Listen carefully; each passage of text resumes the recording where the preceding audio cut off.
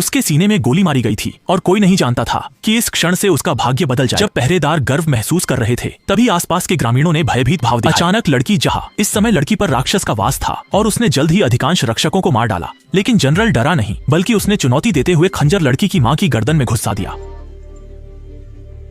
कुछ दिन पहले तक वह एक साधारण और दयालु लड़की थी। उस दिन राजा पहाड़ों पर मूर्तियों की पूजा करने आया था और छोटी लड़की उत्सुकता से जैसे ही राजा गया वह मूर्ति के पास आई और उसे एक मोती मिला। लेकिन पुजारी अचानक आ गया और लड़की जल्दी से भाग गई। बाद में उन्होंने वह मोती अपनी पूजनीय देवी को अर्पित कर दिया। जब राजा को पता चला वह क्रोध और जो उसे और भी नाराज करता था कि उन्होंने उसे अन्य मूर्तियों से बांध दिया था। राजा ने क्रोध में मंदिर जला दिया और मंदिर में आए सभी बच्चों और उनके परिवारों को मारने का आदेश दिया। लड़की और उसका परिवार जल्दी से एक छिपी गुफा में भाग गए, पर उन्हें नहीं पता था कि गुफा में एक प्राचीन रहस्यमय शक्ति थी।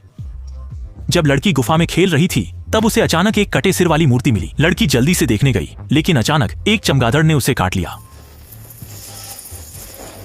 माँ उसे खोजने जाने वाली थी, लेकिन सैनिकों ने उन्हें पकड़ लिया और लड़की मूर्ति के पास बेहोश हो गई। जब वह फिर गुफा से बाहर निकली उसने देखा कि परिवार घिरा हुआ था। माँ ने उसे भागने को कहा, लेकिन जनरल ने माँ के शरीर में खंजर को देखकर जो उसका अपमान पर मजबूर किया। फिर गार्ड ने उसके सीने में छुरा घोंप दिया। लेकिन सबको आश्चर्य हुआ कि लड़की चमत्कारिक रूप से जीवित हो गई, पर जनरल ने उसकी माँ को मार डाला। गुस्से में लड़की तुरंत दौड़ी और जनरल के सीने में चाकू घोंप दिया। इस समय जनरल विश्वास नहीं कर पा रहा था कि लड़की में इतनी शक्ति है। मरते समय माँ ने लड़की को बताया कि देवताओं ने उसे विशेष शक्ति दी है और उसे निर्दोष और असहाय लोगों के लिए लड़ना है।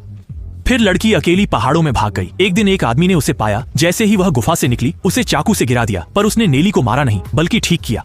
उसने नेली को सिर्फ इसलिए चाकू मारा था ताकि गांव वाले मान लें कि उसने यक्ष को भगा दिया। आदमी ने बताया कि वह ऐसी इसलिए बनी क्योंकि उसके खून में अमृता का तत्व है और वह अकेली नहीं है। उसने नेली को इसलिए खोजा ताकि वह समाज को नुकसान पहुंचाने वाले अन्य संक्रमितों से लड़ने में उसे शहर ले आया। उसने नेली को सावधान रहने को कहा, पर उसी दिन उसने देखा कि एक आदमी उसकी सहकर्मी को प्रपोज कर रहा था, जबकि सहकर्मी उससे जुड़ना नहीं चाहती थी। नेली हस्तक्षेप नहीं करना चाहती थी। अचानक आदमी ने सल्फ्यूरिक एसिड की बोतल निकाली और महिला को धमकी दी कि जिसे वह पा नहीं सकता उसे अपने हाथों से नष्ट कर देगा। इस दृश्य में नीली के पड़ोसी सन्नी ने देखा कि तस्कर उसे ले जा रहे हैं। उसने तुरंत पुलिस बुलाई और तस्करों का पीछा किया, जो नीली को एक दूरस्थ कारखाने में ले गए। जब वह कुछ करने वाला था अचानक दो कुत्ते उस पर भौंकने लगे। तस्कर ने खंजर निकालकर कुत्तों पर हमला किया। कुत्तों की आवाज से नीली जाग गई, लेकिन सन्नी तस्कर द्वारा मार दिया गया। जब नीली जागी तस्कर ने उसे थप्पड़ मारा और कान में पूछा कि क्या वह जानती है किसे उकसाया है। जब वह अकड़ रहा था नीली उसकी गर्दन की ओर आकर्षित हुई। अचानक उसने सभी तस्करों को खत्म कर दिया। यह दृश्य सन्नी ने देखा, जो वहां पहुंच चुका था, और वह डर से बेहोश हो गया। जब सन्नी फिर जागा नीली ने उसे लाशें साफ करने को कहा, वरना उसे भी मार देगी। जल्द ही उन्होंने सभी शवों को खून के तालाब में बदल दिया। तस्कर का पुलिस और वह अखबार लेकर नीली के पास गया। कल रात एक गवाह ने पुष्टि की कि नीली वही अपहृत लड़की थी।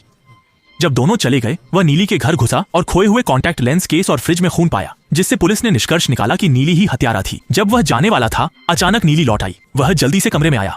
पुलिस ने गोली चलाई पर नीली बच गई। फिर उसने पुलिस अफसर की बांह पकड़ी और जब अफसर ने पलटवार किया नीली ने उसकी बांह काट ली को लग गई। जब नीली सन्नी के घाव देख रही थी पुलिस जल्दी से खिड़की से बाहर कूद गया। पुलिस से बचने के लिए नीली उन्हें कार में एक परित्यक्त क्लिनिक ले गई। फिर संगठन को सब बताया, जिन्होंने उसे तुरंत ठिकाने पर पहुंचने को कहा। लेकिन खबरों में दोनों के वारंट जारी हो चुके थे और उनका ड्राइवर जल्दी से पुलिस को उनके स्थान की जानकारी दे रहा था। मगर उसने यह नहीं देखा कि उसकी बातें बगल में बैठे बड़े सुनहरे दांत वही है। वह दूसरों की नसों में बहते खून की आवाज सुन सकता है। जैसे ही वह खून की प्यास महसूस कर चश्मे वाले आदमी ने उसे बताया कि संक्रमण पूरे शरीर में फैल गया है और पुलिस ने पूछा कि वह लड़की कौन थी। चश्मे वाले ने डरते हुए कहा, वह प्रसिद्ध ये छा है। घर लौटने पर उसने देखा कि उसका एक दांत गिर गया है और उसकी जगह एक नया दांत निकल आया है। एक अन्य पुलिस अधिकारी चुपके से क्लिनिक में घुस आया था और जल्द ही उसने घायल सन्नी को ढूंढ लिया। जैसे ही वह वांटेड फोटो से मिला रहा था, चाहता था कि बड़ा सुनहरा दांत कौन है। उसने सबको बताया कि वह वास्तव में जादुई है। नेली ने जल्दी से बॉस को पुलिस के संक्रमण की खबर दी। बॉस ने नेली से कहा, वह खुद पुलिस से नहीं निपट सकता, बाकी काम विशेषज्ञ संभालेंगे। उन्हें जल्द शहर छोड़ना होगा। इस दौरान वे तहखाने में छिपेंगे। जल्द ही उन्होंने पाया कि तहखाने में कई अजीब लोग रहते थे। बड़े सुनहरे दांत ने उन्हें याद दिलाया, दूसरों की जासूसी न करें। फिर हाथ थपथपाकर गायब हो गया। पुलिस का नेता भी मौके पर आया। दृश्य देखकर नेता ने कई गोलियां चलाई, लेकिन पुलिस को जरा भी नुकसान नहीं पहुंचा सका। पुलिस का मानना था अब उसे कुछ भी नुकसान नहीं पहुंचा सकता। उसे लगा वह भगवान से भी शक्तिशाली है, लेकिन अब वह खून के आकर्षण को रोक नहीं सकता था।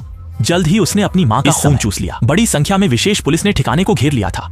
खबर पाते ही नेली ने तुरंत हथियार निकाला। उसने सनी से कहा कि चाहे कुछ भी हो बाहर ना आए।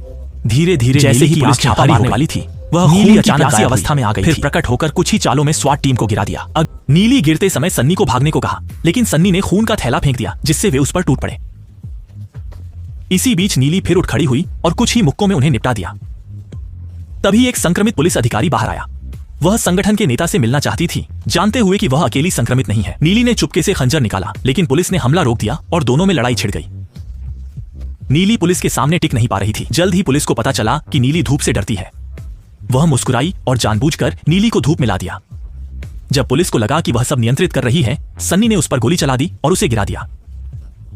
जैसे ही नीली खंजर से पुलिस को मारने वाली थी, पुलिस गायब हो गई। उसने सन्नी के साथियों को पहले ही नियंत्रित कर लिया था।